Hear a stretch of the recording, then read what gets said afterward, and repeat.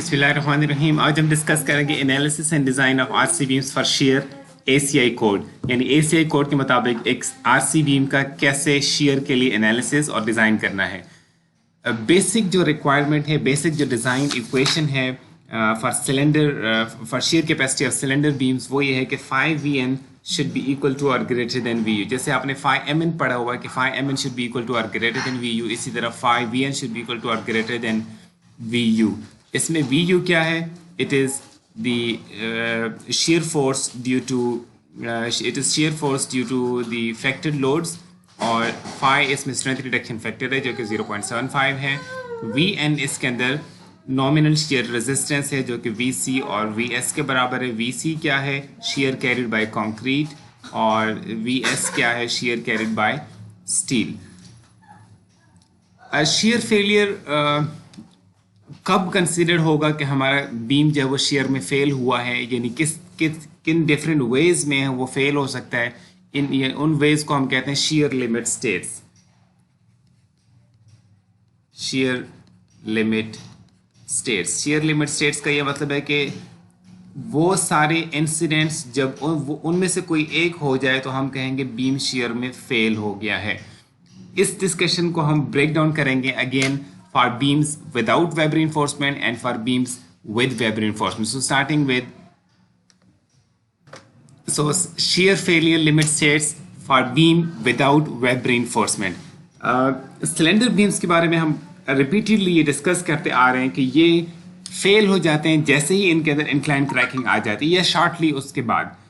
इस वजह से shear strength of such members, यानी shear strength of cylinder beams is considered equal to the incline cracking shear। जिस shear load के ऊपर इनकी incline cracking हो जाए, उसी लोड के ऊपर उसी लोड को हम इसकी shear strength या shear capacity कंसिडर करते हैं। उनको वो जो फैक्टर्स हैं जो जो incline cracking लोड को अफेक्ट करते हैं, ये हमने डिस्कस कर लिए थे पिछले लेक्चर के अंदर। You can go and see them. Right now what we are going to discuss is design equations for the shear strength of members। अब हम वर्ड यूज करेंगे क्योंकि हम बीम्स और कॉलम सबको डिस्कस करने जा रहे हैं इसी के अंदर ही, क्योंकि कॉलम बीम शेयर का फिनोमिनन सिर्फ बीम में ही नहीं कॉलम के अंदर भी होता है। So we will discuss generally members, shear strength of members without web reinforcement। Alright, so we are going to discuss design equation, ACI design equations for the shear strength of members without web reinforcement. So this is going to be very important. Please keep in mind this is going to be used in our numerical problems, these equations. So not all of them but some of them would be used in the design equation, in the design problems as we progress. So please make sure you understand them very well. So the first equation that ACI gives regarding such members is Vc equal to 1.9 lambda under root of Fc prime plus 2500 rho W Vu d over Mu, this all multiplied by Bw into d, and this is in PSI units। लेकिन इस equation के अंदर आपको parameters नज़र आ रहे हैं कि काफ़ी पैरामीटर्स ज़्यादा हैं। यानी अगर हम देखें तो ये जो पैरामीटर है ये तो रिलेटिवली सिंपल है, लेकिन इसके अंदर ये चीज़ें कैलकुलेट करना थोड़ा सा मुश्किल होगा। आप थोड़ा सा इमेजिन करेंगे अगर इनको इंक्लूड करना हो तो बेसिकली आपको Vu तो चलो हर दफ़ा हमें शेयर डिज़ाइन के लिए चाहिए होगा। Mu हमें उसी लोकेशन पे फैक्टरी लोड की वजह से मोमेंट लेना होगा जिस लोकेशन पे हम Vu डिज़ाइन कर रहे हैं। जो क्रिटिकल सेक्शन है शेयर का, जहां आपने Vu कैलकुलेट किया है, जिस सेक्शन पे Vu ले रहे हैं उसी सेक्शन पे Mu लेंगे। ये नहीं कि Mu के लिए अलग से कोई आप मैक्सिमम कोई और लोकेशन ढूंढ रहे हो। Mu उसी सेक्शन पे लेना है जिस पे आप Vu लें। इसका मतलब ये है कि आपको बेसिकली थोड़ा सा शेयर फोर्स डायग्राम के साथ साथ बेंडिंग डायग्राम को भी देखना पड़ेगा, और फिर साथ में आपको इसकी ज़रूरत पड़ेगी। और ये नॉर्मली आपके पास उस वक्त अवेलेबल होगा अगर आपने फ्लैगेलल डिज़ाइन कंप्लीट किया है। अगर अभी आपने फ्लैगेलल डिज़ाइन कंप्लीट नहीं किया तो ज़ाहिर है इसकी वैल्यू अभी आपको पता नहीं होगी। नॉर्मली वैसे हम पहले फ्लैगेलल डिज़ाइन करके फिर शेयर डिज़ाइन की तरफ आते हैं। बहरहाल ये इक्वेशन है, लेकिन इसके अंदर इसके अल्टरनेटिव जो है एक सिंप्लीफाइड इक्वेशन है ACI के अंदर। उस इक्वेशन पे जाने से पहले मैं आपको उसका बैकग्राउंड बता दूं। उसका बैकग्राउंड जो है वो एक बंदे ने सजेस्ट किया, जिसका मैं आपको इक्वेशन लिखता हूँ। उसकी इक्वेशन ये है कि VC is equal to 59 under root of FC prime rho W D over A whole raised to the power of ये भी PSI के अंदर। ये इक्वेशन सजेस्ट की थी Z30, पता नहीं क्या स्पेलिंग प्रोनाउंसिएशन बनती है इसकी, लेकिन ये मैं इसको Z30 प्रोनाउंस कर रहा हूँ। Z30 ने ये इक्वेशन उन्होंने प्रपोज की थी। ये जो मैंने लिखी है ये एज इट इज़ ACI की इक्वेशन नहीं है, नॉट ACI इक्वेशन, ठीक है जी। ACI की इक्वेशन का बैकग्राउंड बता रहा हूँ। और नॉर्मल जो सिचुएशन होगी, नॉर्मल रेंज ऑफ वेरिएबल्स के अंदर ये जो सेकंड टर्म है, ये वाली term, this would be usually equal to 0.1 under root of FC prime. So normal range में ये वाली जो इक्वेशन है, this would take the form of, अगर ये 0.1 under root of FC prime होगा तो फिर ये टोटल अगर आप इसके साथ एडअप कर लेंगे तो ये बन जाएगा 2 lambda under root of FC prime BWD in PSI। ये इक्वेशन जो है, this equation is basically the ACI equation for this for shear strength. ये ऊपर वाली भी ACI की है, ये भी ACI इक्वेशन है, और नीचे वाली भी ACI की इक्वेशन है। ये सिंप्लीफाइड है, this is the simplified equation, और ये आप इसको कह सकते हैं कि this is the detailed one. थोड़ा सा आप पैरामीटर्स को भी रिकॉल करते हैं। हमने कुछ फैक्टर्स डिस्कस किए थे जो इंक्लाइंड जो कि shear strength of concrete without web reinforcement को डिस्कस करते हैं, को अफेक्ट करते हैं, यानी जो कि इंक्लाइंड क्रैकिंग लोड को अफेक्ट करते हैं। वो फैक्टर्स का हमने लेक्चर एक अलग से देखा था, तो उसके अंदर हमने काफ़ी सारे फैक्टर्स को डिस्कस किया था। तो उसमें से अब आप ज़रा देख लीजिएगा कि ये जो मैंने इक्वेशंस लिखी हैं, by the way these are the ACI 31814 इसकी इक्वेशन है, ठीक है जी। ACI 31814 की इक्वेशंस हैं ये। अच्छा, ये जो इक्वेशंस हैं इनमें ज़रा पैरामीटर्स देखें। अगर हम डिटेल्ड वाले को लेट से देख लें तो डिटेल्ड वाले में कौन कौन से पैरामीटर्स शामिल किए गए हैं। VC को फंक्शन यानी डिपेंड्स ऑन कौन कौन से पैरामीटर्स हैं। Of course under root of FC prime जो कि टेंसाइल स्ट्रेंथ को रिप्रेजेंट कर रहा है, एक ये पैरामीटर आपको नज़र आ रहा है। दूसरा आपको रो W की वैल्यू नज़र आ रही है, ठीक है, रो W की वैल्यू। तीसरा आपको A/D की जगह पे, इनिशियल स्पैन की जगह पे आपको ये टर्म नज़र आ रही है। मैं इसको 1/mu/VD लिख सकता हूँ, जिसको आप ऐसे, जिसको कोड में ऐसे लिखा गया VUD/MU, यानी ये वाला फैक्टर जो है, जो कि करस्पॉन्ड करता है टू A/D या D/A, जो भी आप कंसिडर करें इसको।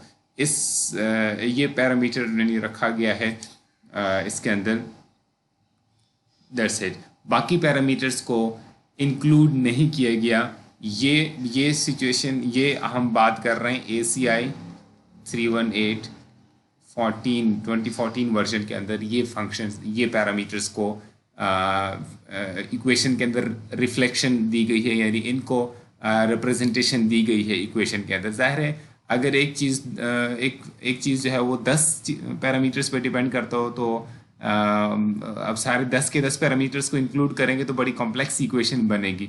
तो उसमें सिर्फ मेजर पैरामीटर्स को इंक्लूड किया गया है। जस्ट बाय द वे आपको जिस इंफॉर्मेशन के लिए बता रहा हूँ कि ACI 318 का जो 2019 वर्जन है, उसके अंदर एडिशनली उसके अंदर काफ़ी मेजर चेंजेस आई हैं इन दो इक्वेशंस के अंदर, यानी काफ़ी मेजर चेंजेस जो 31 ACI 318 2019 वर्जन के अंदर जो टोटल चेंजेस आई हैं उनमें से बिगेस्ट चेंज कंसिडर होती है ये शेयर इक्वेशंस के अंदर जो चेंजेस आई हैं। ये अभी मैं जस्ट टू अवॉइड कन्फ्यूजन जो है ना, मैं उन इक्वेशंस को यहाँ पे इस लेक्चर के अंदर डिस्कस नहीं कर रहा। अगर मुझे टाइम हुआ तो मैं अलग से उस कोई वीडियो बना दूंगा, वो जस्ट इन्फॉर्मेशन के लिए होगी। उसका पर्पस वो कोर्स के अंदर इंक्लूडेड नहीं होगी, करिकुलम के अंदर और एग्जाम के अंदर इंक्लूडेड नहीं होगी, जस्ट इन्फॉर्मेशन के लिए मैं आपके लिए एक वीडियो बना दूंगा। लेकिन राइट नाउ मैं आपको 2014 कोड के मुताबिक ही लेके चल रहा हूँ ताकि आपको कन्फ्यूजन ना हो। आप बुक से पढ़ रहे होंगे तो आपको सॉल्व करते हुए ये समझते हुए कोई मसला ना आए। सो इस वजह से हम फ़िलहाल डिस्कशन सारी हमारी 2014 कोड के मुताबिक हो रही है, but just for your information there are major changes, some very major changes in the shear equations 2019 version जो आया है ACI 318 कोड का। ये जिस इन्फॉर्मेशन के लिए आपको बता रहा था, आपने जो फोकस करना है वो इनको फोकस करना है।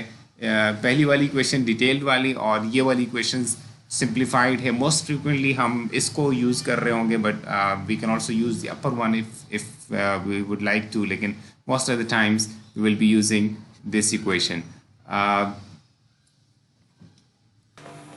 नेक्स्ट हम डिस्कस करते हैं। इसमें जो हमने डिस्कशन की, इसमें मेंबर के ऊपर सिर्फ शेयर और फ्लेक्सुरल लोडिंग हमने डिस्कस की।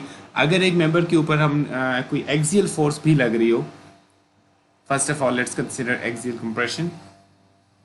लेट्स से एक मेंबर है, उसके ऊपर एक्सियल कंप्रेशन भी जैसे कॉलम के अंदर होता है, एक्सियल कंप्रेशन भी अगर अप्लाई हो रही है और उसकी अगर अपने शेयर कैपेसिटी फाइंड करनी हो तो फिर उसके लिए कोड की इक्वेशन है VC equal to 2 into 1 plus NU over 2000 AG divided okay bracket closed lambda under root of FC prime BWD.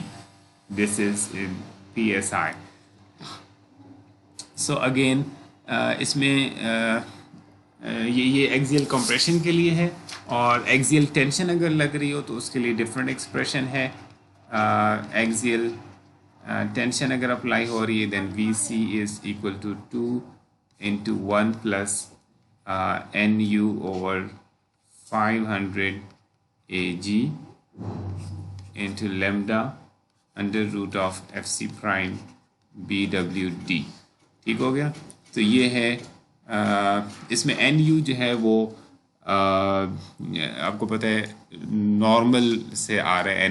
NU in normal are the axial force, factored axial force in the member at the same location where you're finding the shear strength. So जहाँ पे आप VU निकाल रहे हैं। So इसमें एक चीज़ ये देखने की है कि बहुत इन दोनों इक्वेशंस में NU की वैल्यू पॉजिटिव लेंगे फॉर कंप्रेशन और नेगेटिव लेंगे फॉर टेंशन। यानी ऊपर जो आपको नज़र आ रही इक्वेशन, इसमें जब आप एक्सियल कंप्रेशन की वैल्यू पुट करेंगे तो ये वैल्यू पॉजिटिव में पुट होगी, और यहाँ पर जब आप वैल्यू पुट करेंगे एक्सियल टेंशन में तो फिर यहाँ पे एक नेगेटिव में वैल्यू आपने पुट करनी है। तो जाहिर है फिर ये टर्म है ये सारी नेगेटिव हो जाएगी और ये सब्ट्रैक्शन में आएगी।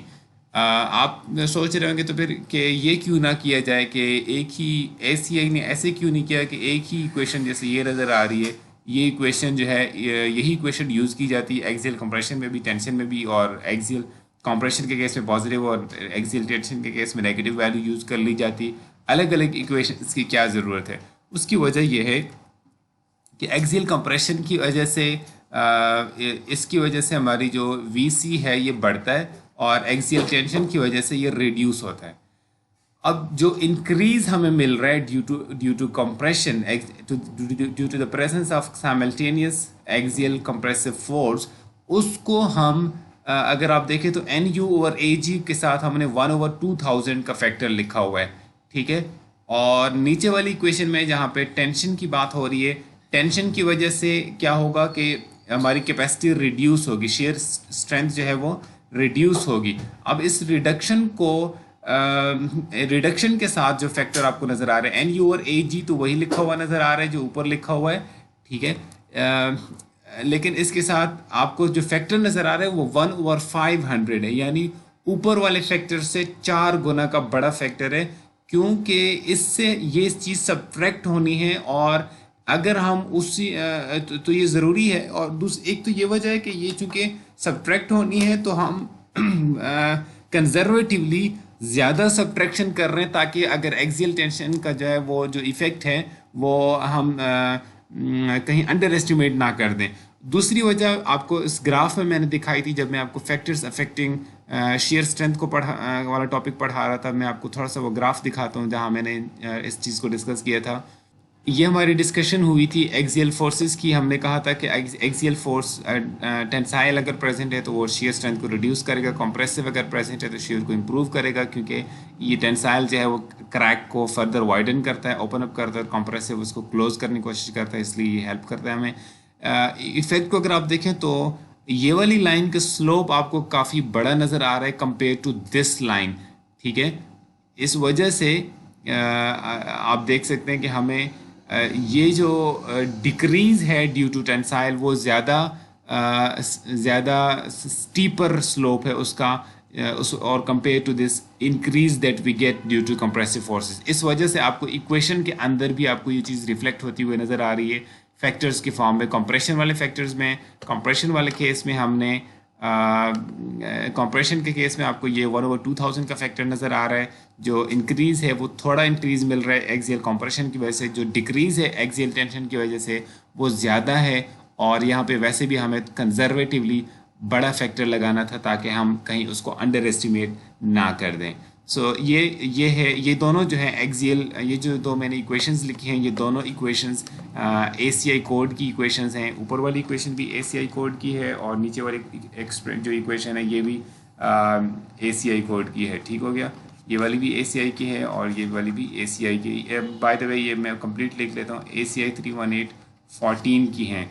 ये भी रिवाइज हुई हैं 2019 कोड में, लेकिन अभी मैं उसकी तरफ जाना नहीं चाह रहा ताकि आपको कन्फ्यूजन ना हो। सो ये दोनों इक्वेशंस ACI 318 2014 की हैं। So this is about the effect of axial compression and axial tension. बाकी जो यूनिट्स हैं उसको भी थोड़ा सा देख लीजिएगा। बहरहाल इसके अंदर जो under root of FC prime है जहाँ भी इक्वेशन में, उसको यूनिट्स सारे के, यानी इस सारे के यूनिट्स आप PSI लेंगे, ठीक है। वैल्यू भी PSI में पुट करेंगे और इस पूरे के आप PSI में यूनिट्स एज्यूम करेंगे। इसी तरह यहाँ भी यही होगा। और प्लस ये है कि जहाँ जहाँ आपको नज़र आ रहा है NU/AG इसके यूनिट्स भी PSI, ये ठीक है, NU/AG इनके यूनिट्स भी PSI। और जहाँ आपको 2000 लिखा हुआ नज़र आ रहा है इसके यूनिट्स भी PSI, जहाँ 500 नज़र आ रहा है इसके यूनिट्स भी PSI के अंदर आप एज्यूम करेंगे, ठीक है। यानी अगर मैं इसी को थोड़ा सा रीराइट करके दिखाऊं तो ये बेसिकली आप इसको इस तरह से ले सकते हैं, NU/AG और फिर होल डिवाइडेड बाई 2000, ठीक है जी। ये भी PSI में और ये जो 2000 लिखा हुआ है ये भी PSI में, तो ये PSI और PSI कैंसिल होकर ये फैक्टर जो है बेसिकली ओवरऑल इसके यूनिट्स ख़त्म हो जाएंगे, यूनिटलेस हो जाएगा ये ओवरऑल। सो ये मैं चाह रहा था कि थोड़ा सा इक्वेशन से आपको फेमिलियराइज कर दूँ। एक्सियल कंप्रेशन तो एग्जिस्ट कर सकती है कॉलम के अंदर, ये तो बड़ा अंडरस्टैंडेबल सी बात है। एक्सियल टेंशन कहाँ एग्जिस्ट कर सकती है, कैसे एग्जिस्ट कर सकती है? तो एक्सियल टेंशन बेसिकली श्रिंकेज की वजह से कंक्रीट के अंदर प्रोड्यूस हो सकती है। इसको प्रेडिक्ट करना इतना इजी नहीं है, लेकिन इसका इफ़ेक्ट ज़रूर होता है अगर मेंबर के ऊपर एक्सियल टेंशन हो, ठीक है। यहाँ पे ये बात इंपॉर्टेंट है कि ये बात एक्सियल कंप्रेशन और axial tension, direct axial compression या डायरेक्ट एक्सियल जो टेंशन है उसकी बात हो रही है। फ्लेक्चर की वजह से जो कंप्रेशन और टेंसाइल स्ट्रेस प्रोड्यूस होती है उनकी बात नहीं हो रही, वो तो M के अंदर इंक्लूडेड है। चूँकि हमने कॉलम्स की भी बात कर ली है तो हम इस डिस्कशन को कंप्लीट करने के लिए एक और चीज़ को डिस्कस कर लेते हैं जो कि सर्कुलर क्रॉस सेक्शंस हैं।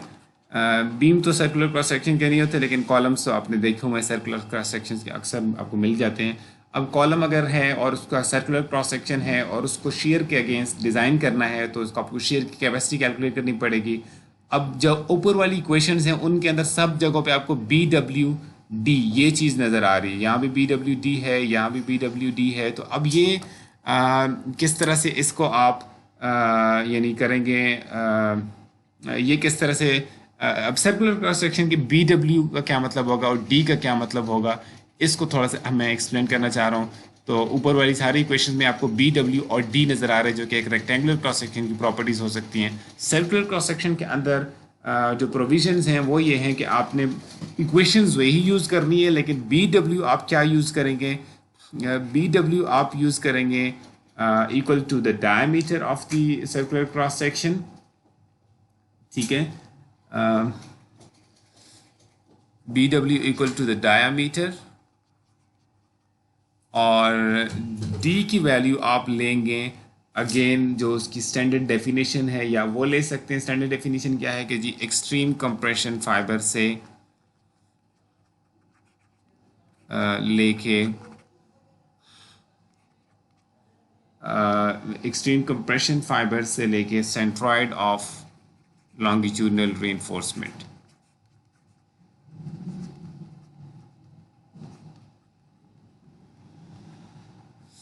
अगर ये आपको या इसकी जगह आप directly you can take it equal to 0.8 h, ठीक हो गया। या आप एक्चुअल जो वैल्यू वहाँ एग्जिस्ट कर रही है बाय डेफिनेशन ऑफ डी वो यूज़ कर लें, या फिर 0.8 h यूज़ कर लें, दिस इज़ ऑल्सो एक्सेप्टेबल। अगर एक मसलन एक सर्कुलर क्रॉस सेक्शन है,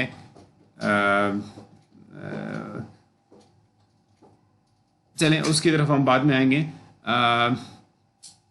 ऐसा यूनिट्स में ऊपर वाली इक्वेशंस हैं वो थोड़ी सी रिवाइज हो जाएंगी, लेकिन मैं अभी उनको लिख नहीं रहा। अगर आप चाहें तो बुक के अंदर लिखी हुई हैं, आप उसको देख सकते हैं।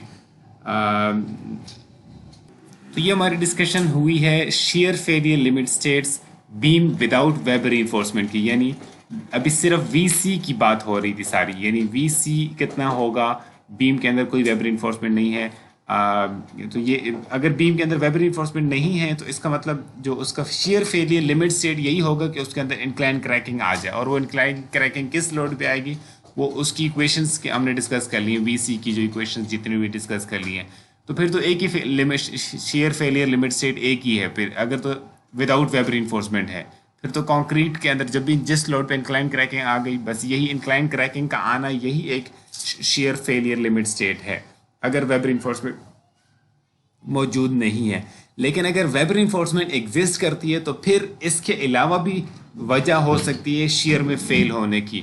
सो let's now discuss shear failure limit states when beam has web reinforcement. So हम डिस्कस करने जा रहे हैं कि अगर बीम में वेबर रीइंफोर्समेंट प्रेजेंट है तो उसका शेयर फेलियर के क्या क्या वेज हो सकती हैं, यानी क्या क्या शेयर फेलियर लिमिट स्टेट्स हो सकती हैं कि जिनमें से कोई एक भी हो जाए तो हम कहेंगे शेयर फेलियर हो गया है बीम में। So number 1 is failure due to yielding of the stirrups।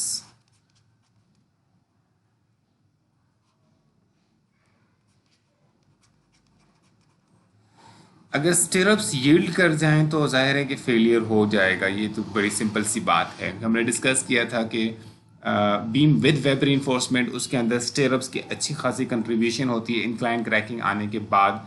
तो अगर ये फेल होगा तो जाहिर है उससे शेयर फेलियर डेफिनेटली कंसिडर हुआ होगा कि फेल हो चुका होगा। इससे उस वक्त हमने ये भी डिस्कस किया था कि जो कंट्रीब्यूशन है कंक्रीट की वी, जो कि basically in the form of V C Y plus V A Y plus V D की फॉर्म में होती है, इसको हम लंप करके एक ही पैरामीटर में डाल देते हैं जिसको हम वी सी कहते हैं।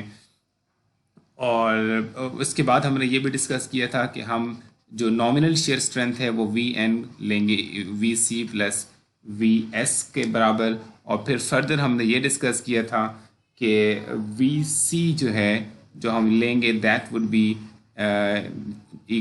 Taken equal to the strength of concrete without stirrups, इन स्टिरप्स की एब्सेंस में जो कंक्रीट कंट्रीब्यूशन प्रोवाइड कर सकते हैं उसके बराबर हम लेंगे। और फिर फर्दर हमने ये डिस्कस किया था कि ये जो वैल्यू है strength of shear strength of concrete, shear strength of concrete in the absence of stirrups, in the absence of concrete without, लिख लेते हैं, without web reinforcement, इसके बराबर हम लेंगे VC को। और फिर हमने डिस्कस किया था कि ये जो पैरामीटर है कंक्रीट के लिए, shear strength of concrete without web reinforcement, इसको हम लेंगे equal to the inclined cracking load of या inclined cracking strength of concrete।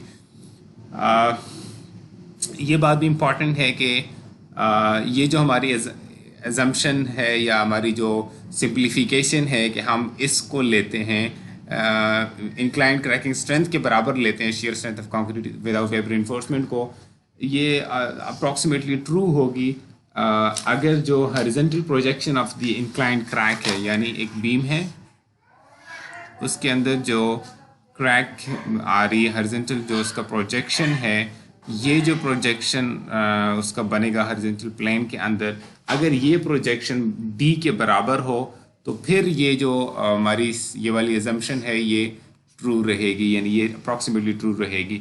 अगर ये ट्रू ना हो, क्रैक हमारा इससे फ्लैटर हो, जैसे कि अगर मैं दोबारा से ड्रॉ कर दूं, मसलन इस तरह का अगर क्रैक हो, जो कि नॉर्मली होता नहीं है, नॉर्मली 45 डिग्री का के अराउंड एक वैल्यू होती है, लेकिन अगर यानी 45 डिग्री मैं नहीं कहता, बल्कि मैं कहता हूँ कि बस ये जो प्रोजेक्शन है उसकी हॉरिजॉन्टली तकरीबन डी के बराबर होती है।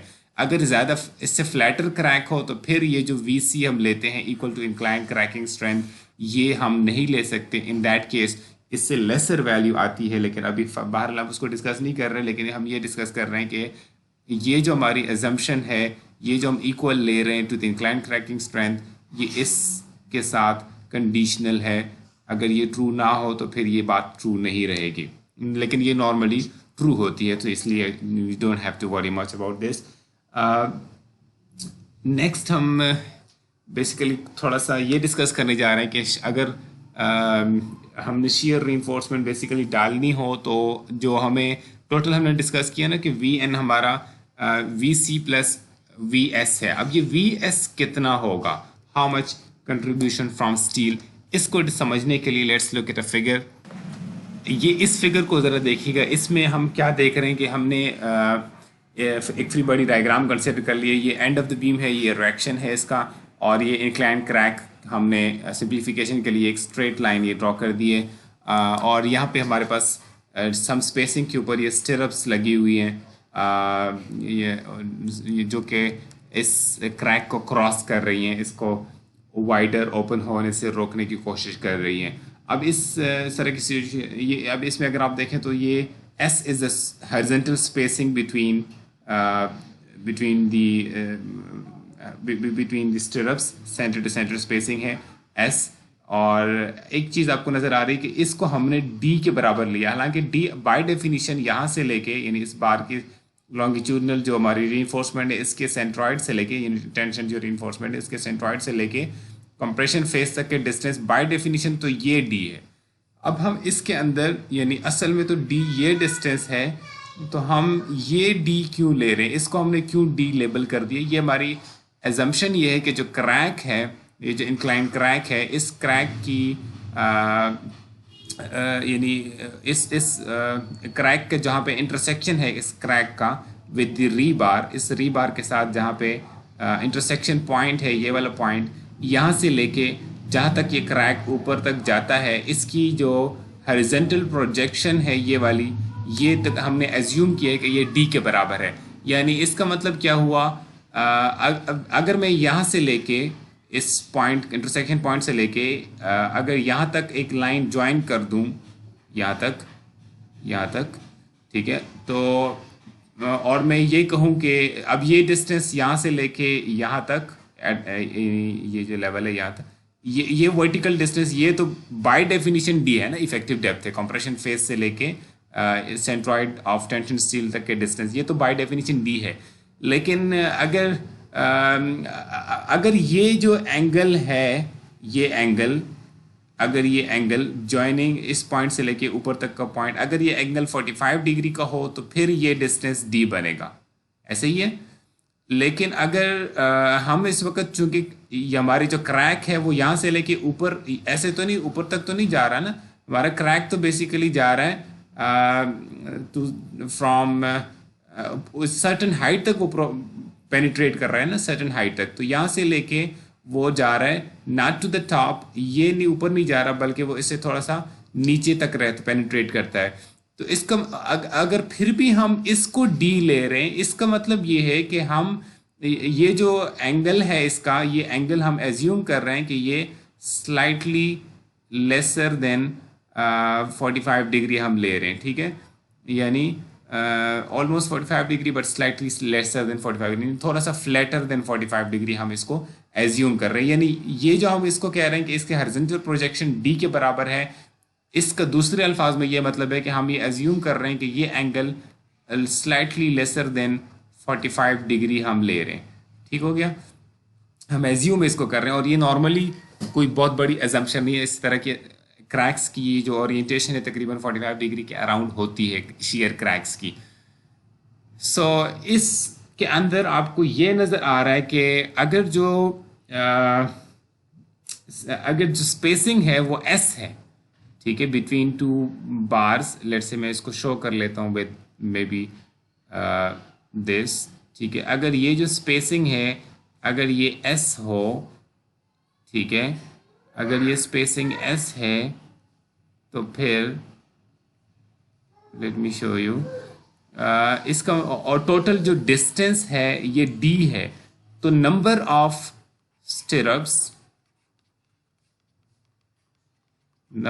Stirrups crossing the crack would be equal to D, क्योंकि हॉरिजॉन्टल प्रोजेक्शन क्रैक का डी है और स्टिरप्स हमारी एस के ऊपर स्पेस्ड हैं, तो डी बाई एस जो है ना, हमारा number of stirrups crossing the crack would be equal to D by S, ठीक हो गया।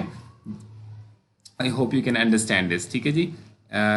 जैसे मैंने ऊपर भी शो कर दिया, जैसे ये है, अब ये जो मैंने एक डिस्टेंस, यानी ये भी एस है, ये अगला भी एस है, ये सारे एस हैं, ठीक है, तो number of cracks crossing the stirrups would be equal to D by S, ठीक हो गया। सो अगर हर जो स्टिरप है वो फुली यील्डिंग स्टेज तक पहुंचे, हर स्टिरप, ठीक है, फेलियर के स्टेज पे सारे स्टिरप्स यील्डिंग पे हों, तो ये जो स्ट्रेस है एफ वाई टी हमने क्यों लिखा है, Y for yielding, T for transverse, ठीक है। एक तो हम एफ वाई सिंपल यूज करते हैं ना, ये जो एफ वाई है ये इस लॉन्गिट्यूडनल रीइंफोर्समेंट के ग्रेड के लिए हम यूज करते हैं, यानी उसकी यील्ड स्ट्रेंथ के लिए, स्पेसिफाइड यील्ड स्ट्रेंथ। और एफ वाई टी जो है वो जो स्टिरप्स आपने डाली हैं ट्रांसवर्स रीइंफोर्समेंट की ग्रेड के लिए हम उसको डिफरेंशिएट करने के लिए एफ वाई टी यूज करेंगे, ठीक हो गया। ये 40 ग्रेड भी हो सकते हैं, 60 ग्रेड भी हो सकते हैं, आमतौर पर ये 40 ग्रेड का यूज होता है।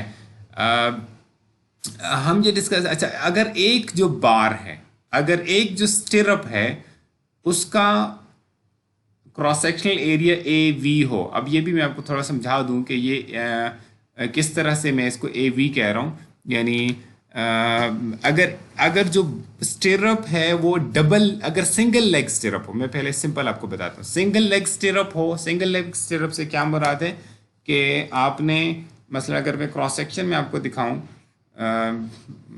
इस तरह से होते तो नहीं है, मैं किस तरह समझाने के लिए ये ड्रॉ कर रहा हूँ, थोड़ी सी फिगर भी ठीक नहीं ड्रॉ हुई। मसलन ये अगर एक क्रॉस सेक्शन है और इसके अंदर ये रीबार्स हैं और उसकी और एक स्टिरअप आपने डाल दी है इस तरह से, ठीक है, क्रॉस सेक्शन के अंदर, ठीक है, अभी आपको नज़र आ रहा है, तो ये अब ये सिंगल लेग स्टिरअप है, this is single leg stirrup.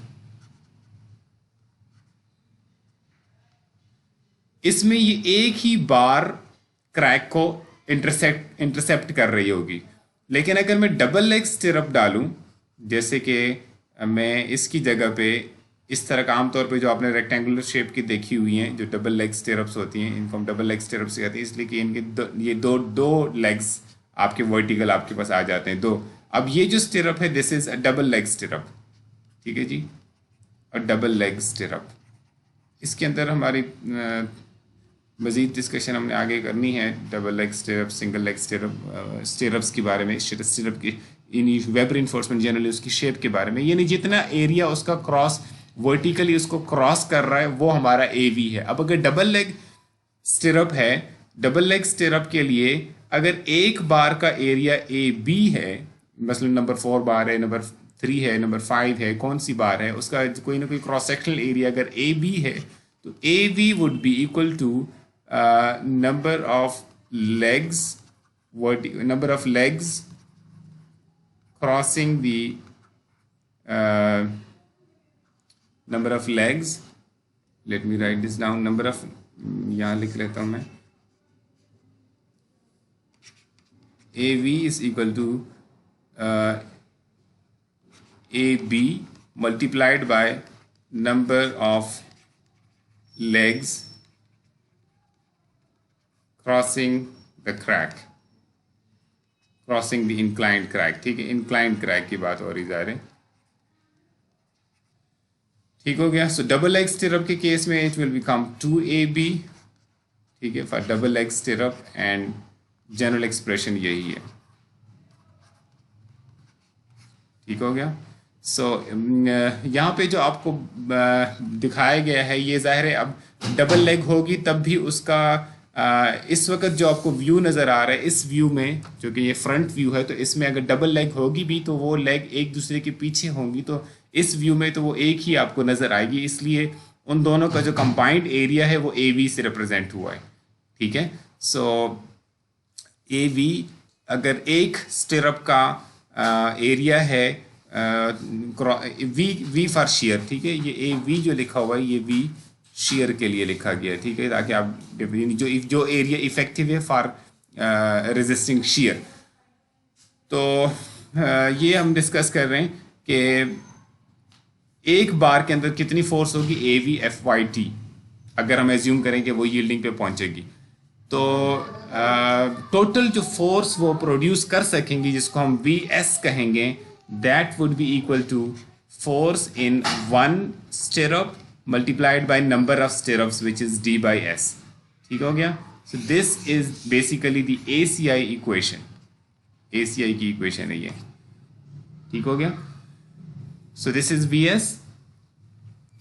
ये स्टिरअप्स हमारी वर्टिकल हम कंसिडर कर रहे थे, वर्टिकल स्टिरअप्स। अगर स्टिरअप्स इंक्लाइंड हों, जैसे हमने शुरू में एक डिस्कशन की थी कि स्टिरअप्स इंक्लाइंड भी हो सकती हैं, आल्दो नॉट प्रेफरेबल फॉर जहाँ पे साइज्मिक लोडिंग, अर्थक्वेक लोडिंग हो, क्योंकि रिवर्सल ऑफ स्ट्रेसेस की वजह से वो क्रैक की ओरिएंटेशन डिफरेंट हो सकती है। बहरहाल अगर कहीं पे यूज़ किए जाएँ स्टिरअप्स, इंक्लाइंड स्टिरअप्स, तो फिर क्या होगा, let me show you a figure first.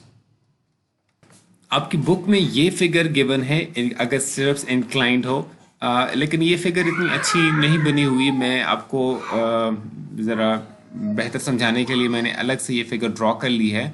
मैंने ये चेंज किया, आपको ये लग रहा है कि ये जो स्टिरअप है ये बिल्कुल इसके परपेंडिकुलर है, यानी क्रैक के बिल्कुल परपेंडिकुलर है। ये ज़रूरी नहीं कि हर दफ़ा परपेंडिकुलर ही हो, मतलब कि हम जनरल केस कंसिडर करने जा रहे हैं कि ये क्रैक, मैं ज़रा आपको जो टर्म्स हैं उनका बताता हूँ कि क्या क्या इसके अंदर टर्मिनोलॉजी मैंने यूज़ की है।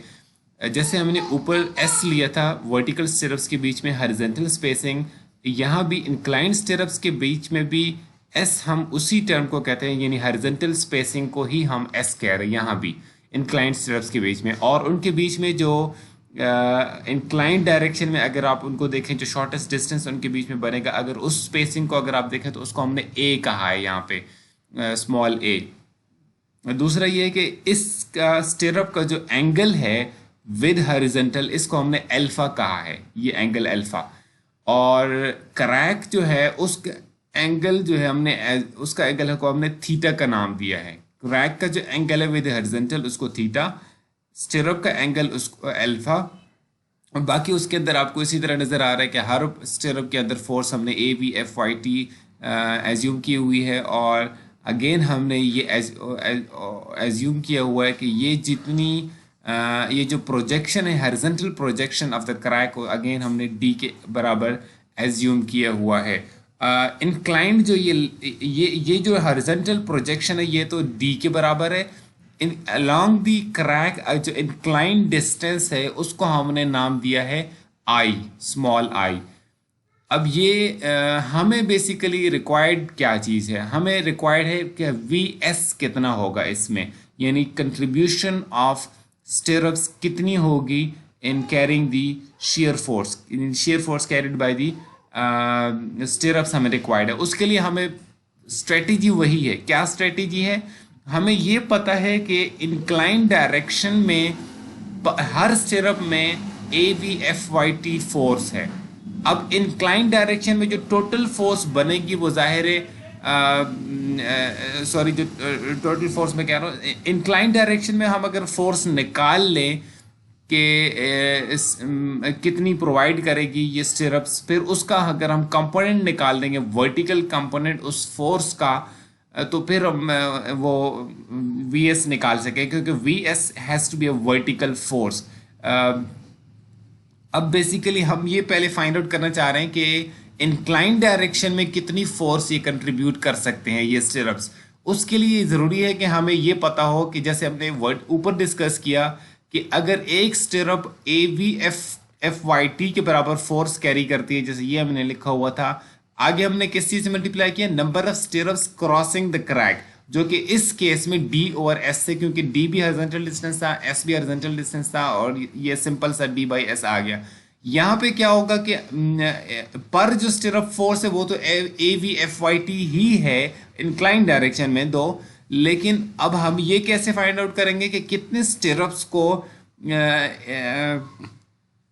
कितनी एक क्रैक को कितनी स्टिरप्स क्रॉस कर रही होंगी, यानी एक क्रैक को कितने स्टिरप्स ने क्रॉस करना है, ये हम कैसे डिटरमिन करेंगे। उसके लिए हमें वो हम डिटरमिन कर सकते हैं अगर हम इस इंक्लाइंड लेंथ I को डिवाइड कर दें A से, which is inclined direction, spacing in the inclined direction between the stirrups, ठीक है। यानी I/A जो है इससे हम मल्टीप्लाई करेंगे। यानी अगर मैं अभी तो फर्स्ट ऑफ ऑल मेरा ऑब्जेक्टिव है to determine the number of stirrups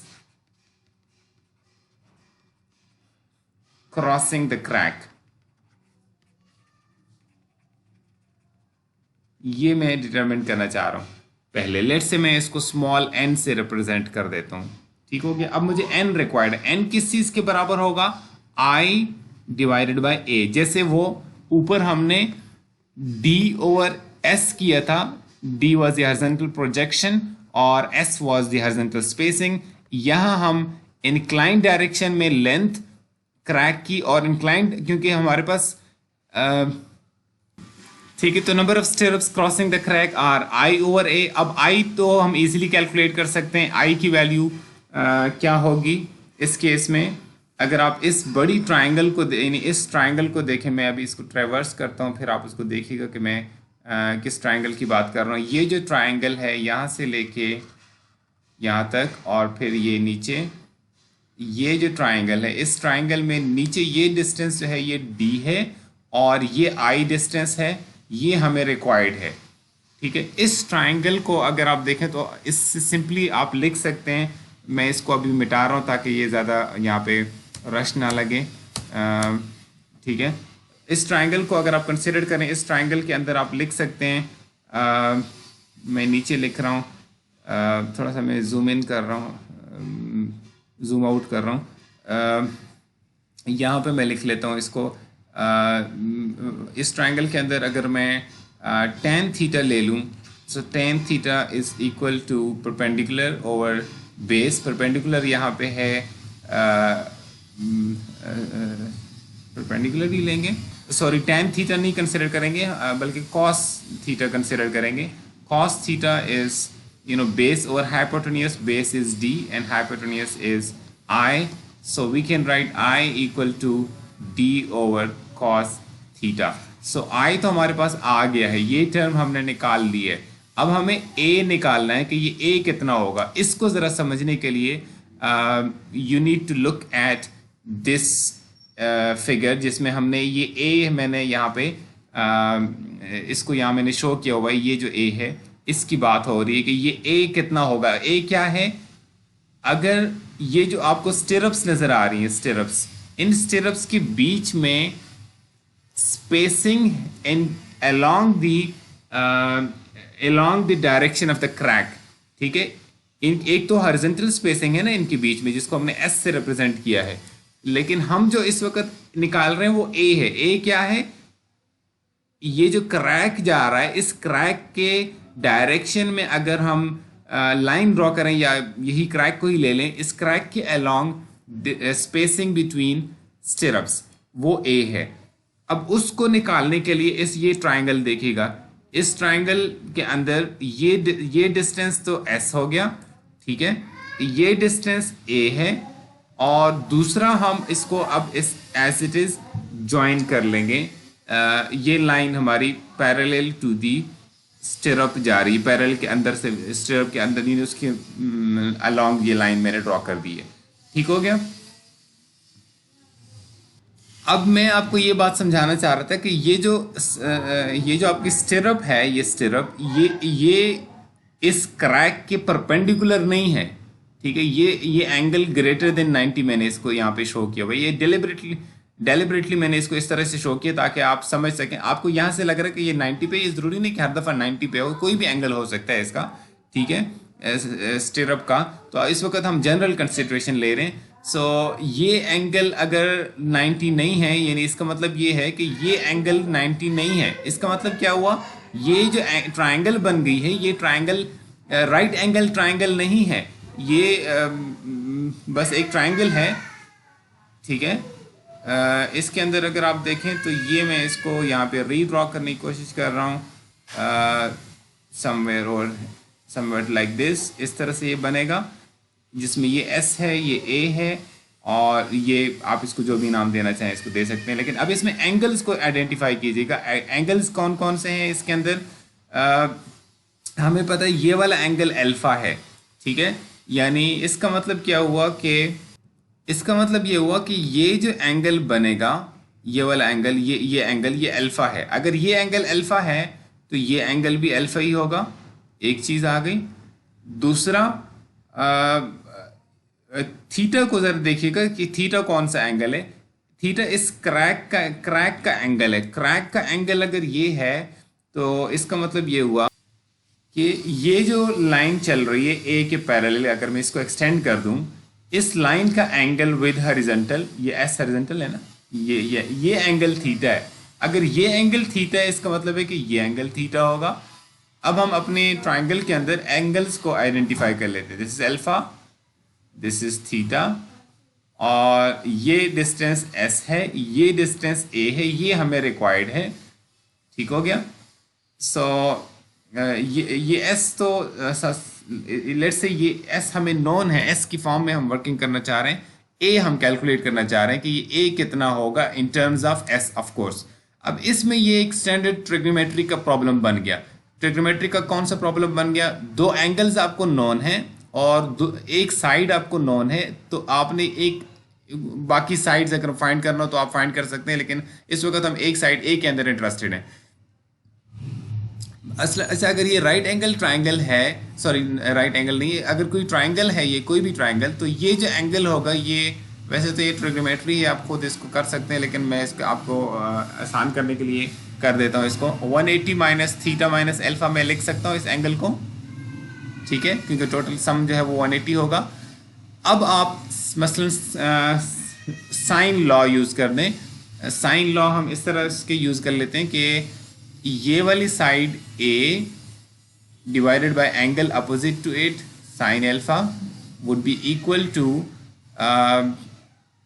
this side s divided by sine of the angle opposite to it, ठीक है। So this will become 180 minus theta minus alpha. ठीक हो गया। अब इसमें आपको रिक्वायर्ड क्या है? ए, ये आपका अननोन है। So let's write it down like this, a equal to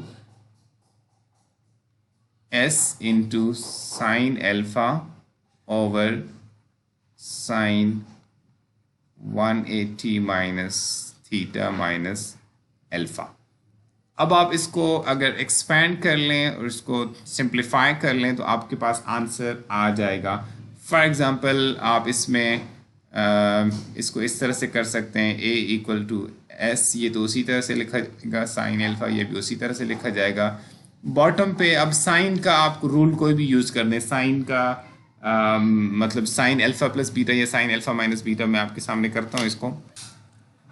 मैं इसको थोड़ा सा नीचे यहाँ पे आके सॉल्व करने जा रहा हूँ ताकि थोड़ी सी स्पेस बन जाए, ताकि मैं एक्सप्रेशन अभी लंबी होनी जा रही है तो मैं उसको यहाँ पे आके सॉल्व करने जा रहा हूँ। So this is going to a s और ऊपर sine alpha divided by sine of 180 degree minus, दूसरे को मैं ऐसे लिख लेता हूँ, maybe alpha plus theta, और इस पूरे का मुझे साइन लेना है।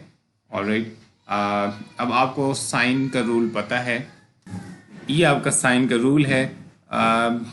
इसके मुताबिक अब इसको हम ओपन अप कर लेते हैं। This will become s into sine alpha over sine of first angle is 180 degree, cos of the other angle, cos of alpha plus theta minus cos of the first angle 180 into sine of the second angle, which is alpha plus theta.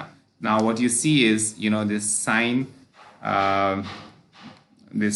180, this is 0 equal to 0, so this term would disappear and we can further write a equal to s into sine alpha over sine alpha over minus cos 180 would become minus 1, so minus into minus will become plus 1, so this will disappear. We will only be left with sine of alpha plus theta. Sine of alpha plus theta, that's right. So this is the expression for A. Now we could write this as s into sine alpha over, you can further open this term, you can write sine of the first angle into cos of the second plus cos of the first, cos of the first into sine of the second, if I'm not mistaken. Now we can write a equal to s into, now if you bring this down to the numerator, you will see that this would become 1 over, if you bring it down to the denominator, this will become, sine alpha into cos theta divided by sine alpha plus cos alpha over sine alpha into sine theta. Now you can see that we can cancel these terms and this term will become cot theta, cotangent alpha. So we can write, this is, I know, it's very simple simplification, but just to keep things simple for you, this will become a equal to s into 1 over, or we could simply write it like this, a equal to s over cos theta plus cot alpha into sine theta. Now this is the expression for A. This is the expression for A, and we're going to use it back over here, n equal to I over A. I was d over cos theta. So recalling that equation, n equal to I over A, and I was d over cos theta, and A is, s over cos theta plus cot alpha into sine theta. Now you can simplify this, d over cos theta into, cos theta plus cot alpha into sine theta divided by s. So further, so we could write it equal to d over s into, this will become, you know, cos theta plus cot alpha into sine theta over cos theta. So by dividing, this will become d over s equal d over s into 1 plus, now this cos theta divided by sine theta, you know, this term, second term would make tangent theta, so this will become 1 plus cot alpha into tangent theta. So this is your n, the number of stirrups crossing the crack. So this is when once you know the number of stirrups crossing the crack, you can find that this would be equal to, now if you wanted to find f, it would be given by, you know, f is the force contributed by stirrups in the inclined direction along their own direction. So f would be equal to, you know, AV FYT, this is the force coming from one stirrup, multiplied by number of stirrups crossing the crack. Number of stirrups crossing the crack, and that was represented by n.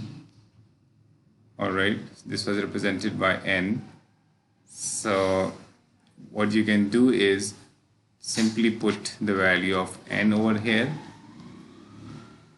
d over s into 1 plus cot alpha into tan theta.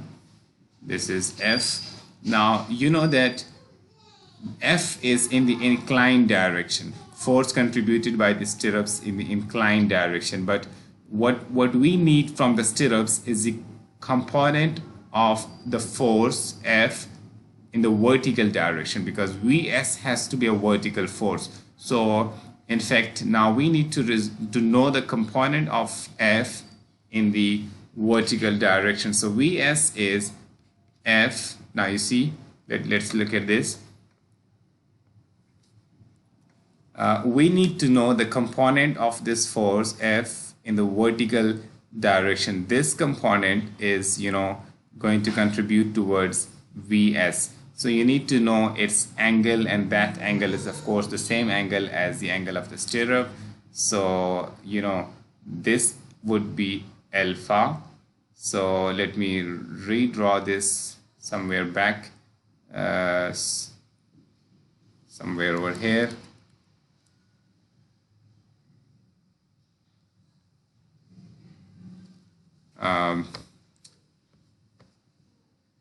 Let me draw it over here. This is F. All right, this is F, and the angle it makes, you know, the stirrup was making an angle alpha, and this F is in the same direction as the stirrup. So this angle must be alpha.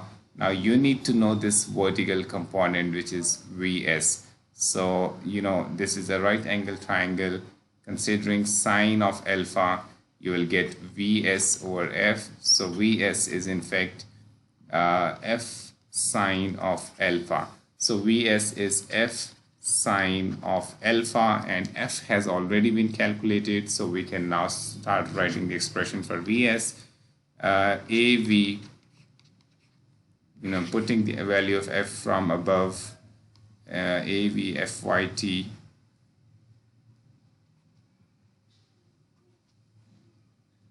into d over s into 1 plus cot alpha into tan theta multiplied by sine alpha.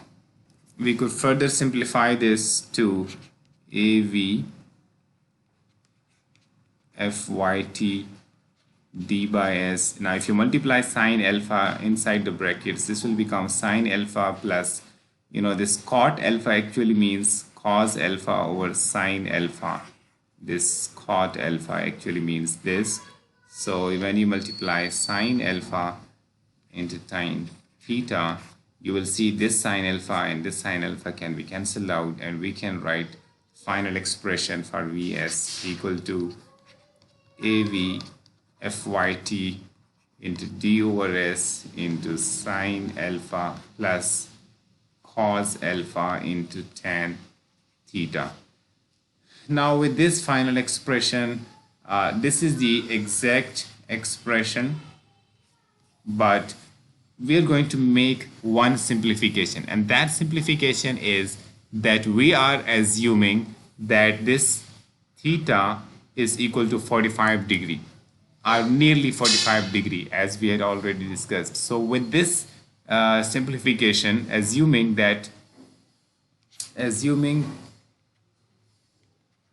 theta equal to 45 degree, this means tan theta equal to 1. So this expression would be equal to 1. And then you can write the simplified approximate expression as ABFYT into d over s into sine alpha plus cos alpha. This is the expression that you would see in your book when you read it. This is where it comes from. So it's not that simple process to reach this answer. It took me a lot of time to actually figure it out how we reach this expression, and I wanted to share this with you because I know if it takes me a lot of time to reach this expression, it would definitely take you to understand this.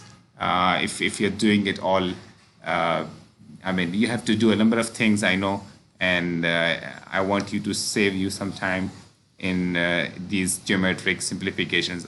Anyways, we were discussing, the main topic was basically the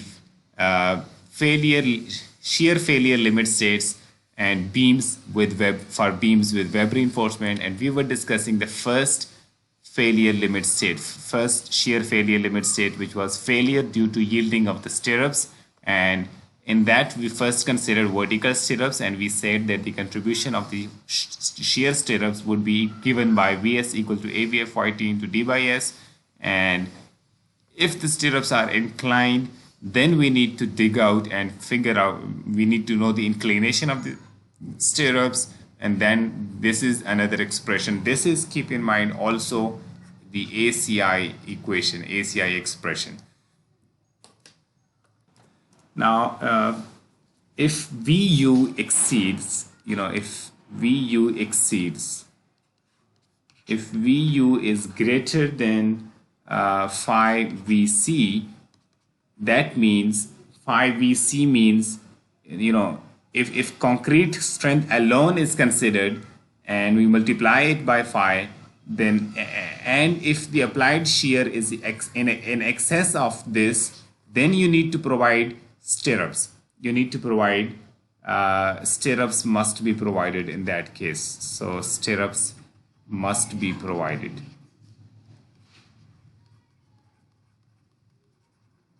All right.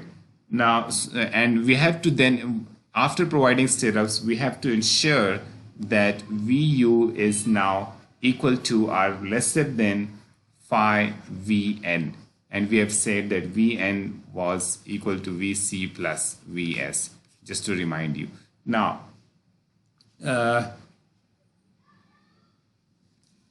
what happens in design is that you will be knowing the loadings, and from that loading you can find, you will have loadings, different loading patterns for different cross sections, but in general I can write we will have loading. From that we can establish VU at a given section, critical value, and once we have VU, we will be trying to figure out whether stirrups are required or not. So we will have to in fact investigate this case. So what we would do is that we would divide VU. So in that case, how we actually work with these equations, let me show you. You can write this equation, the above equation, as if you replace Vn by Vc plus Vs, you can write down like this, and you can further write it down like this, phi Vc. You can further write it down like this, Vu over phi VU over phi should be equal to or lesser than VC plus VS. All right, if this requirement is satisfied, it means the above requirement would be satisfied. Now further you can write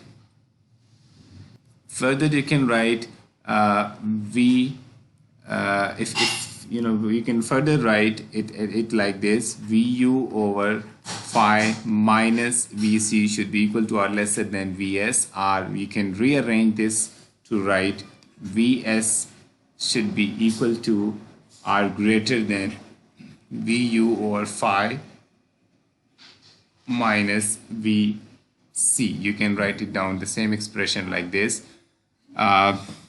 Now we have, for vertical stirrups, we have said that Vs is given by AV FYT into D over S, you know, for vertical stirrups.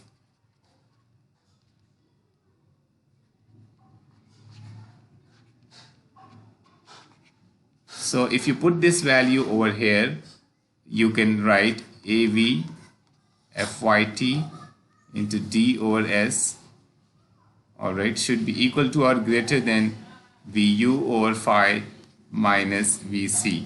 Now we need to know the spacing. We want to write the equation for, we want to separate this for S, we want to write it for S. So we would be writing it like this: this term would be taken to the other side.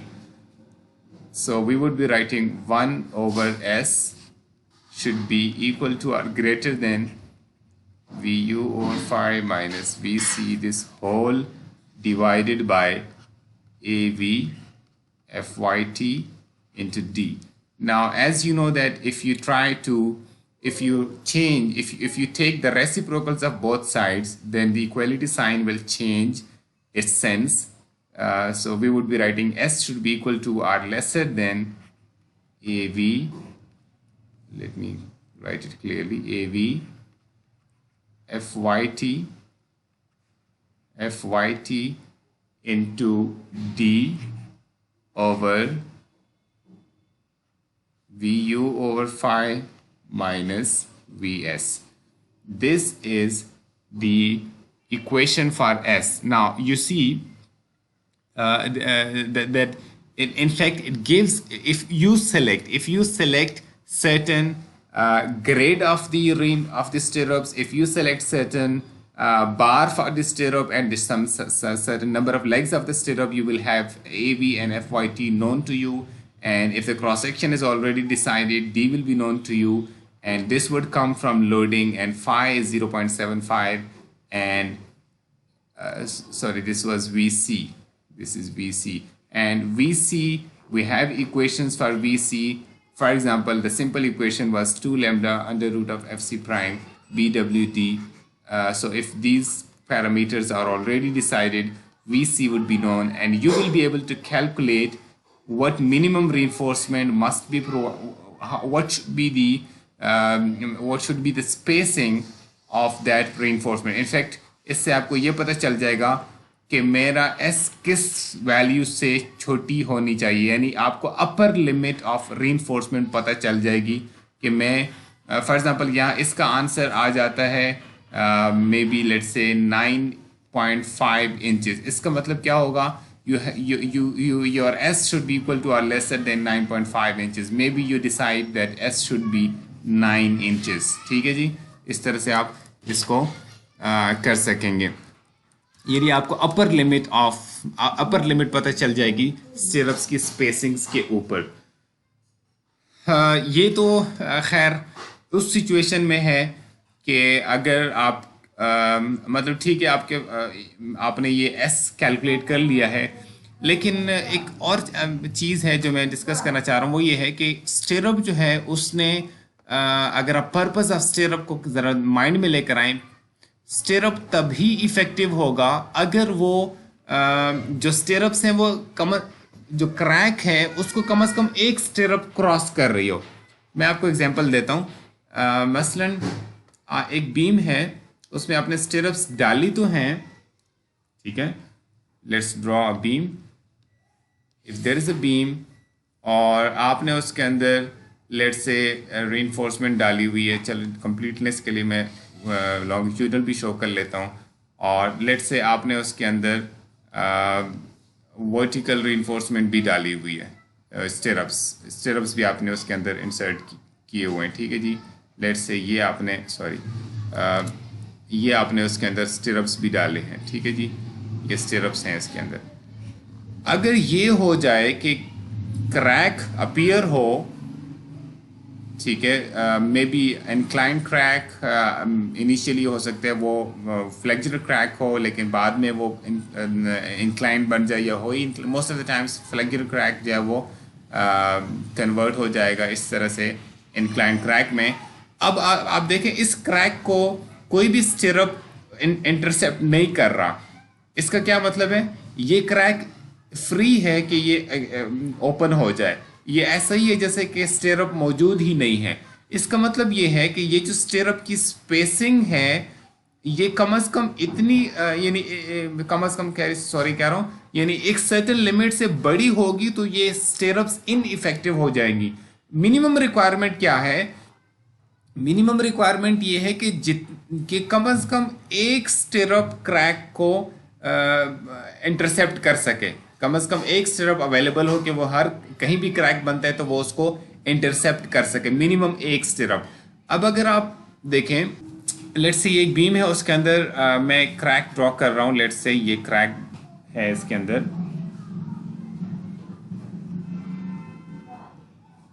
ठीक है। अब ये कहाँ तक rise करता है ये तो डिपेंड करेगा। लेट्स से मैं इसको ऐसे ड्रॉ कर लेता हूँ अभी, ठीक है। आगे हो सकता है राइज करे या ना करे, बहरहाल अगर उसकी ये ओरिएंटेशन हो क्रैक की, तो अब मुझे बताइएगा कि मैं इस बार्स को किस तरह से प्लेस करूँगा।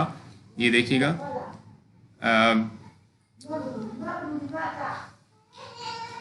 अब अगर जो स्टिरअप्स हैं वो इस तरह, मसलन ये जो डिस्टेंस है, इस डिस्टेंस को देखिएगा,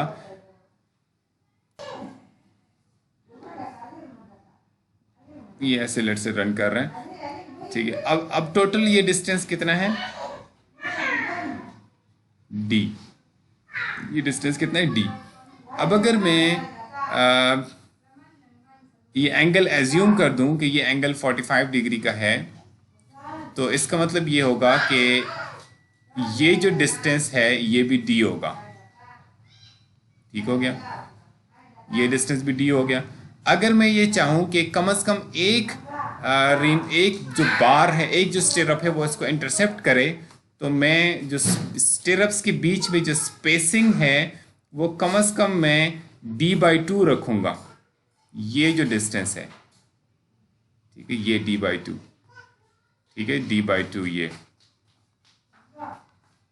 इससे ये इंश्योर हो जाएगा कि कम से कम एक जो स्टिरअप है वो इसको इंटरसेप्ट करेगी। हर किसी जहां भी कहीं क्रैक बने कोई ना कोई एक स्टिरअप इंटरसेप्ट करेगी। इससे हमारे पास बेसिकली इस वजह से ACI ने S के ऊपर जो लिमिट्स रखी हैं वो उन लिमिट्स में से ये है कि S इज इक्वल टू, यानी ये बेसिकली S मैक्स आप इसको कह लें, या चलो मैं एडिशनली लिख रहा हूँ कि S should be S has to be, बल्कि मैं इसको ऐसे लिख देता हूँ, S max is equal to smaller of d/2 and 24 inch, ठीक है। S max is equal to smaller of d/2 and 24 inch. एक S आपके पास ऊपर आ गया, ये वाला S, ये वाला S से अगर आपका जो आप S प्रोवाइड करें, अगर वो S जो आपने प्रोवाइड किया है वो इस वैल्यू ऑफ S से अगर बड़ी आपने प्रोवाइड कर दी है, तो जितना आपको VS फोर्स रिक्वायर्ड है प्रोड्यूस करना वो नहीं प्रोड्यूस हो सकेगा, ठीक है। यानी जो आपके स्टिरअप्स हैं वो यील्डिंग में फेल हो जाएंगी अगर आप अपना S जो है वो इस वाले S से बड़ा रखेंगे, ठीक है। ये वाला S, यानी ये लिमिट इसलिए है S के ऊपर। नीचे वाली जो लिमिट है वो क्यों है? वो इसलिए है कि अगर आप अपना S इस S मैक्स से बड़ा रखेंगे तो उस केस में ये होगा कि क्रैक हो सकता है कि उसको कोई भी स्टिरअप इंटरसेप्ट ना करे और वो फ्रीली जो है वो प्रोपेगेट कर सके पूरे बीम के अंदर, उसको इंश्योर उससे अवॉइड करने के लिए हमने ये वाली लिमिट रखी हुई है। ये हमने जो अभी डिस्कस कर दी एस मैक्स की, ये उस वक्त अप्लाई होगा, ये कंडीशन उस वक्त अप्लाई होती है अगर आपका जो V you over 5 minus we C जो वैल्यू हो, यानी ये बेसिकली रिक्वायर्ड वी एस बन जाता है, ठीक है। अगर ये वैल्यू आपकी छोटी हो या इक्वल हो या छोटी हो for under root of F C prime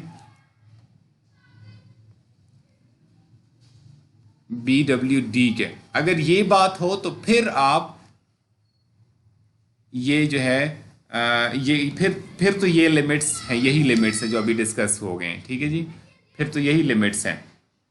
but अगर ये ना हो, ठीक है,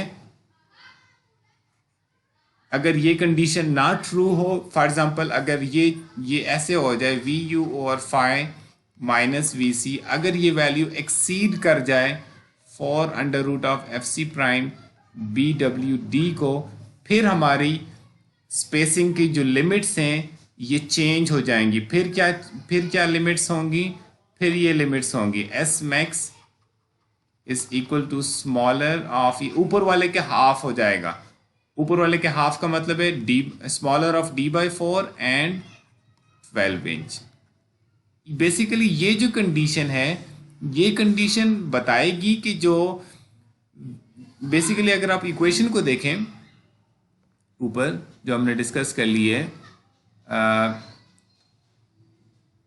ये हमने कहा v u should be equal to और लेस देन 5 वी एन, और उससे हम वैल्यूज पुट करते हम यहाँ पे पहुँच गए, ठीक है। ये वी यू और 5 माइनस वी सी, हमने कहा कि इस वैल्यू को छोटे रहना चाहिए वी एस से, यानी अगर हम हमारा जो v, या अगर हमने इसको रीराइट किया फिर इस फॉर्म में कि हमने कहा V S should be equal to और greater than V you over 5 minus we C, अगर ये जो वैल्यू है V you over 5 minus we C, ये बेसिकली समझ लें कि स्टेरअप्स के ऊपर एक डिमांड है कि भाई वी यू ओवर 5 जो है उसमें से कंक्रीट, ये तो अप्लाइड लोडिंग है ना वी यू ओवर 5, और उसको फर्दर हमने 5 से डिवाइड भी कर दिया, मटेरियल वाली साइड का जो फैक्टोरिसिटी वो भी हम वी यू के साथ लंप कर दिया हमने, ताकि मटेरियल वाली जो स्ट्रेंथ्स हैं वी सी और वी एस वो अलग से हम उनको देख सकें कि हमें कितनी रिक्वायर्ड होंगी। सो ये तो बेसिकली टोटल डिमांड है ना v you over 5, v c वो कंट्रीब्यूशन है जो कंक्रीट दे रहा है, तो v you over 5 minus we c basically ये जो टर्म बन जाती है ये आप कह लें कि रिक्वायर्ड वी एस बन जाता है, यानी minimum required v s, stirrups की रिस्पॉन्सिबिलिटी है ये v you over 5 minus v s, ठीक है। अगर ये वैल्यू बड़ी हो, इसका मतलब क्या है कि स्टेरअप्स के ऊपर आप बड़ा, स्टेरअप से आप ज्यादा कंट्रीब्यूशन डिमांड कर रहे हैं, आप स्टेरअप्स को बड़ी रिस्पॉन्सिबिलिटी दे रहे हैं, बड़ा उसको आप कह रहे हैं कि ज्यादा लोड स्टेरअप्स कैरी करें। तो अगर स्टेरअप्स की रिस्पॉन्सिबिलिटी ज्यादा हो, ज्यादा होने से मुराद क्या है कि ये जो क्वांटिटी है, ये वाली क्वांटिटी, ये अगर एक्सीड कर जाए इस सर्टेन लिमिट को for under root of F C prime B W d, अगर इससे बड़ी हो जाए तो फिर हम जो स्पेसिंग ऑफ स्टेरअप्स हैं वो फर्दर हम उसके ऊपर कंडीशन सख्त कर देते हैं, बल्कि यानी हाफ कर देते हैं कि मैक्सिमम जो अलाउड है उसका हाफ हम कर देते हैं, डी बाई 2 और 24 इंच के बजाय हम डी बाई 4 एंड 12 इंच के ऊपर आ जाते हैं, ठीक है। तो जाहिर सी बात है कि स्टेरअप्स की जितनी क्लोजर स्पेसिंग है it leads to narrower inclined cracks narrower बनेंगी, और इंक्लाइंड जो कंप्रेशन फोर्सेस है उनको बेटर एंकरेज मिलेगी, यानी बेहतर परफॉर्मेंस होगी, सिंपल वर्ड्स में हम कह सकते हैं। स्टेरअप से रिलेटेड फाइनल चीज़ ये है कि अगर आपका जो बीम है वो वाइड बीम हो, ज़्यादा वाइड बीम हो, तो उस केस में जैसे ये आपको नज़र आ रहा है, उस केस में आपको पता है स्टेरअप्स इस तरह से आगे हम डिस्कस करने जा रहे हैं कि स्टेरअप्स की शेप किस तरह की होनी चाहिए, लेकिन स्टेरअप्स को हम जहाँ भी बेंड देते हैं, जैसे ये आपको बेंड नज़र आ रहा है, ये बेंड नज़र आ रहा है, ये बेंड है, ये बेंड है, इसके अंदर जब भी हम इसको बेंड देंगे तो उसके लिए ज़रूरी है कि उस बेंड वाली लोकेशन पे एक री बार भी प्रेजेंट हो, कोई किसी बार के अराउंड वो बेंड करे, ठीक है। तो अब ज़ाहिर है कॉर्नर्स पे तो हमें बार्स ज़ाहिर है कोई ना कोई प्लेस कर रहे होंगे, री बार्स हैं लॉन्गिट्यूडनल जो रीइंफोर्समेंट है फ्लेक्चर के लिए। तो अगर हम सिर्फ सिर्फ कॉर्नर के ऊपर ये बार इस तरह से डाल दें जिस तरह आपको नज़र आ रही है, इन स्टेरप्स डाल दें, इससे थोड़ा सा ये होता है कि बिटवीन स्टेरप्स जो रीजन है between two legs of the stirrup वो खाली सा रह जाता है। उस वजह से जो यहाँ पे जो कंक्रीट है वो उसके अंदर जो कंप्रेशन फोर्सेस हैं वो थोड़ा सा ज़्यादा चांस होता है कि उसकी वजह से वो क्रश हो जाए। तो उसको अवॉइड करने के लिए अगर ज़्यादा वाइड बीम है तो उसके अंदर हम ये जो स्टेरप की लेग्स हैं इनके बीच में सर्टेन लिमिट, इनकी स्पेसिंग को थोड़ा सा लिमिट करने के लिए हम एडिशनल स्टेरप्स यूज़ कर लेते हैं। जैसे आपको इसके अंदर नज़र आ रहा है, एक स्टेरप ये डाली गई है और दूसरी स्टेरप इसके अंदर ये डाली गई है एडिशनल, ताकि स्टेरप लेग्स के बीच में जो ट्रांसवर्स स्पेसिंग है यानी क्रॉस सेक्शन में जो आपको नज़र आएगी ये वाली स्पेसिंग इसको लिमिट करने के लिए एडिशनल यहाँ पे एक स्टेरप यूज़ की गई है, ताकि ये जो लेग्स हैं इनके बीच में स्पेसिंग्स रिड्यूस हो जाए। स्पेसिंग या लॉन्गिट्यूडनल स्पेसिंग नहीं है, ट्रांसवर्स स्पेसिंग जो क्रॉस सेक्शन के अंदर आपको नज़र आएगी। ठीक है, ये हर स्टेरप अब इस शेप में डाली जाएगी बीम के अंदर। अगर ज़्यादा वाइड बीम, अब इसमें ज़्यादा हार्ड एंड फास्ट तो कुछ रूल्स नहीं हैं, लेकिन एसीआई की जो कमेंट्री है वो सजेस्ट करती है कि इसके लिए बल्कि एसीआई कमेंट्री भी नहीं, बस एक रिसर्च पेपर है जो इसको सजेस्ट करता है कि ये जो स्पेसिंग है बिटवीन लेग्स ऑफ द स्टेरप ये जो है smaller of 2D/3 and 16 inch रहनी चाहिए, यानी बहुत ज़्यादा वाइडर स्पेस इनको नहीं होना चाहिए। स्मॉलर ये जो स्पेसिंग है इट शुड नॉट एक्सीड, मैं इसको ऐसे लिख लेता हूँ, एस ट्रांसवर्स। ठीक है, एस ट्रांसवर्स बिटवीन लेग्स है, ये स्मॉलर ऑफ दिस रहना चाहिए। ये जैसे एक एडिशनल चीज़ थी जो मैं चाह रहा था आपके साथ डिस्कस कर दूँ, बुक में मेंशन है, मैं चाह रहा था मैं आपको क्विकली इसके बारे में बता दूँ। सो ये हमने डिस्कस एक स्टेट को हमने डिस्कस किया, एक शेयर फेलियर लिमिट स्टेट को डिस्कस कर दिया, जो कि मोस्ट इंपॉर्टेंट शायद कहना चाहिए इसको, जिसके अंदर बेसिकली हमने एसीआई की इक्वेशंस को डिस्कस करना था।